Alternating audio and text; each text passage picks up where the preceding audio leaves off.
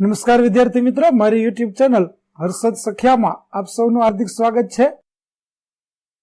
મિત્રો, આજના વિડીયોની અંદર આપણે સામાજિક વિજ્ઞાન ધોરણ 7 નો પાઠ પહેલો, જેનું નામ છે રાજપૂત યુગ, નવા શાસકો અને રાજ્યો, આ પાઠના સ્વાધ્યાયના પ્રશ્નો અને તેના જવાબો વિશે શીખવાના છીએ। વિદ્યાર્થી મિત્રો, જો તમે મારી ચેનલમાં નવા હોય તો મારી ચેનલને જરૂરથી સબસ્ક્રાઇબ કરો, વિડીયો સારો લાગે તો લાઇક કરો, શેર કરો અને બેલ નોટિફિકેશન ઓન કરો, જેથી મારા આગળના તમામ પાઠના વિડીયો પણ આપને સરળતાથી મળતા રહે। તેમજ વિદ્યાર્થી મિત્રો, તમામ પાઠને જો આપ પીડીએફ સ્વરૂપે જોવા માંગતા હોય તો અમારી એપ્લિકેશન વિશ્વગુરુ સંજય પટેલ ડાઉનલોડ કરો, જેમાંથી આપ તમામ પાઠ છે તેને પીડીએફ સ્વરૂપે પણ જોઈ શકશો, જેની લિંક નીચે આપેલી છે, અથવા તો પ્લે સ્ટોરમાંથી પણ આપ સરળતાથી વિશ્વગુરુ સર્ચ કરશો તો સરળતાથી એપ્લિકેશન આપને મળી રહેશે, તો ચોક્કસ ડાઉનલોડ કરજો। તો ચાલો શરૂ કરીએ। સામાજિક વિજ્ઞાન પાઠ પહેલો, રાજપૂત યુગ, નવા શાસકો અને રાજ્યો। પહેલો પ્રશ્ન, નીચેના પ્રશ્નોના ઉત્તર 1-2 વાક્યોમાં આપો। પહેલો પ્રશ્ન, રાણીની વાવ કોણે બંધાવી હતી? તો જવાબ છે રાણીની વાવ એટલે કે રાણકી વાવ પાટણના રાજવી ભીમદેવ સોલંકીની રાણી ઉદયમતીએ બંધાવી હતી।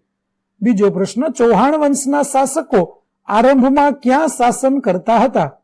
તો ચૌહાણ વંશના શાસકો આરંભમાં રાજસ્થાનના સાંભર સરોવર નજીક સાકંભરી અજમેરની ઉત્તરે આવેલ સાંભર નામના સ્થળે શાસન કરતા હતા। ત્રીજો પ્રશ્ન, અણહિલવાડ પાટણની સ્થાપના કોણે કરી હતી? તો પંચાસરના શાસક જય શિખરીના પુત્ર વનરાજ ચાવડાએ સરસ્વતી નદીના કિનારે અણહિલવાડ પાટણની સ્થાપના કરી હતી। ચોથો પ્રશ્ન, વાઘેલા વંશનો છેલ્લો શાસક કોણ હતો? તો કર્ણદેવ વાઘેલા વંશનો છેલ્લો શાસક હતો।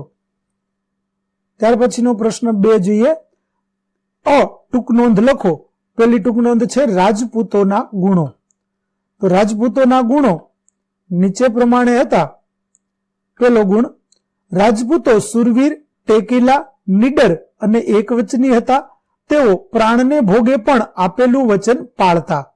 બીજું, તેઓ રણભૂમિમાં કદાપી પાછીપાની કરતા નહીં। યુદ્ધમાં દુશ્મનો સામે જીતવાની આશા ન હોય ત્યારે તેઓ કેસરિયા કરતા, અર્થાત મૃત્યુને ભેટતા।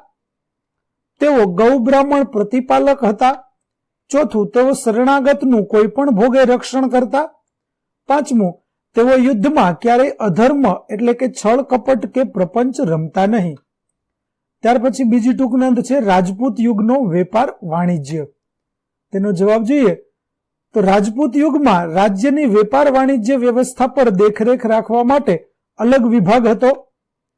એ વિભાગ પરદેશ સાથેના વેપાર પરની જકાત વસૂલવાની, વસ્તુઓની કિંમત નક્કી કરવાની અને લોકો માટે આવશ્યક ચીજ વસ્તુઓ મંગાવવાની વ્યવસ્થા કરતો હતો। એ સમયે જમીનની ઉપજનો 6ઠ્ઠો ભાગ કર રૂપે વસૂલવામાં આવતો હતો। રાજપૂત યુગમાં જમીન પરનો કર ભાગ નામથી ઓળખાતો હતો। ચોથું, રાજપૂત યુગમાં શહેરો અને ગામડાના જકાત લેવાના થાણા પર, સિંચાઈ પર અને બંદરો પર કર ઉઘરાવવામાં આવતો હતો। ત્યાર પછી પ્રશ્ન 2બ, નીચેના પ્રશ્નોના ઉત્તર આપો। જેમાં પહેલો પ્રશ્ન, ઉત્તર ભારતના કોઈ પણ 3 મુખ્ય રાજવંશોના નામ જણાવો। તો ઉત્તર ભારતના મુખ્ય રાજવંશો જોઈએ તો આ પ્રમાણે છે ગઢવાલ વંશ, ચંદેલ વંશ, પરમાર વંશ, ચૌહાણ વંશ, સોલંકી વંશ, ચાવડા વંશ, વાઘેલા વંશ અને સેન વંશ। ત્યાર પછીનો બીજો પ્રશ્ન, દક્ષિણ ભારતના કોઈ પણ 3 મુખ્ય રાજવંશોના નામ જણાવો। તો દક્ષિણ ભારતના રાજવંશો આવશે ચાલુક્ય વંશ, રાષ્ટ્રકૂટ વંશ, યાદવ વંશ, હોયસલ વંશ, વરંગલ વંશ, પલ્લવ વંશ, ચોલ વંશ, પાંડ્ય વંશ અને ચેર વંશ। ત્યાર પછી ત્રીજો પ્રશ્ન, ગુજરાતનો પ્રથમ સુલતાન કોણ હતો? તો ગુજરાતનો પ્રથમ સુલતાન મુઝફ્ફર શાહ હતો। તેનું મૂળ નામ ઝફર ખાન હતું। ત્યાર પછીનો પ્રશ્ન ચોથો, રાજમાતા મિનળ દેવીએ પ્રજા કલ્યાણના કયા કયા કાર્યો કર્યા હતા? તો રાજમાતા મિનળ દેવી પ્રજાવત્સલ હતા। તે પ્રજાના કલ્યાણના કામો કરવા માટે હંમેશા તત્પર રહેતા હતા। તેમણે પ્રજાને ન્યાય આપવા નોંધપાત્ર કામો કર્યા હતા। તેમણે સોમનાથનો યાત્રાવેરો નાબૂદ કરાવ્યો હતો। તેમના કહેવાથી પીવાના પાણીની સમસ્યા હલ કરવા સિદ્ધરાજ જયસિંહે ધોળકામાં મલાવ તળાવ અને વિરમગામમાં મુનસર તળાવ બંધાવ્યા હતા. ખરેખર મિનળ દેવી આદર્શ રાજમાતા હતા. પ્રશ્ન 3, નીચે આપેલ પ્રશ્નોના ઉત્તર માટે આપેલ વિકલ્પોમાંથી સાચો વિકલ્પ શોધીને લખો. પહેલો પ્રશ્ન, ઉત્તર ભારતમાં કયા રાજાના અવસાન બાદ નાના નાના રાજ્યો સ્વતંત્ર થયા? વિકલ્પો છે પુલકેશી બીજાના, હર્ષવર્ધનના, મિહિર ભોજના કે અશોકના. તો જવાબ આવશે બી, હર્ષવર્ધનના. બીજો પ્રશ્ન, બુંદેલખંડનું રાજ્ય પાછળથી કયા નામે ઓળખાયું હતું? વિકલ્પો એ જેજાગ ભુક્તિ, બી ઉજ્જૈની, સી પ્રતિહારો કે ડી ચૌલુક્ય. તો જવાબ આવશે એ જેજાગ ભુક્તિ. ત્રીજો પ્રશ્ન, માળવાના પરમાર વંશના શાસકોમાં નીચેનામાંથી કોનો સમાવેશ થતો નથી? એ કુમારપાળ, બી ભોજ, સી સિયક અને ડી મુંજ. તો જવાબ આવશે એ કુમારપાળ. ત્યાર પછીનો પ્રશ્ન ચોથો, 8મી સદીમાં બંગાળમાં કયા વંશનું શાસન હતું? ચંદેલ વંશનું, પરમાર વંશનું, પાલ વંશનું કે પ્રતિહારોનું? તો જવાબ આવશે સી પાલ વંશનું.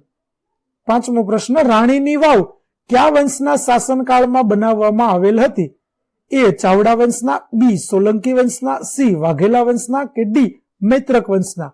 તો જવાબ આવશે બી સોલંકી વંશના.